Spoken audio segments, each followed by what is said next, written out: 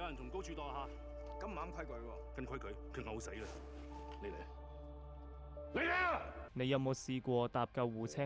唔好話你啦，我都希望一世唔使搭。但你有冇諗過，日日出車，分秒必爭，甚至要喺生死邊緣做抉擇嘅救護員，佢哋嘅生活究竟係點？呢套有卓雲之導演、古天樂主演嘅新片《送院途中》，就帶我哋走入佢哋嘅世界。原來抬人唔係最難，最難係點樣唔抬錯。見面禮，做所有嘢之前都諗下上邊點睇你。故事講一位經驗老道嘅救護隊木馬志業，由古天樂飾演，係個超級堅持救人第一嘅好師傅。而另一邊係新上任、有學歷、有野心嘅王維，由游學修演出。佢一心諗住升職做經理，凡事講程序、講規矩。兩個理念唔同嘅人一齊上班，日日出任務，點會冇火花？一場場緊急出動，一次次命懸一線，兩個人慢慢從對立變成互相理解。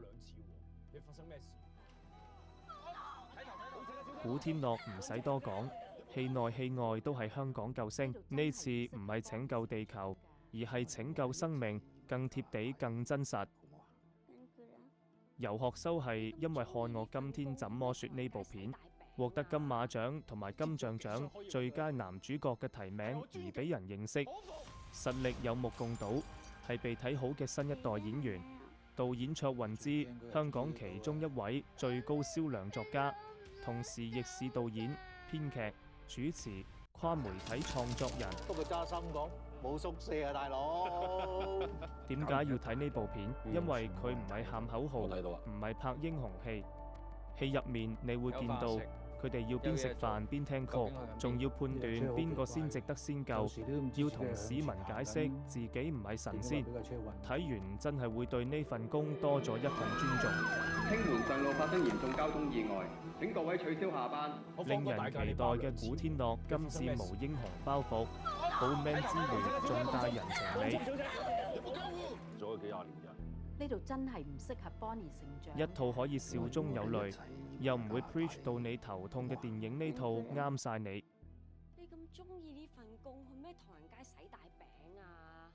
你知唔知我幾想可以揾到一個人？送院途中唔止送人去醫院，仲送咗好多反思俾我哋。你會點樣定義值唔值得救？你又會點睇一個好人應該點做決定？你有冇打算去睇？留言話我知你點睇。唔係就係佢。記得 like、subscribe 支持我哋，下次見啦！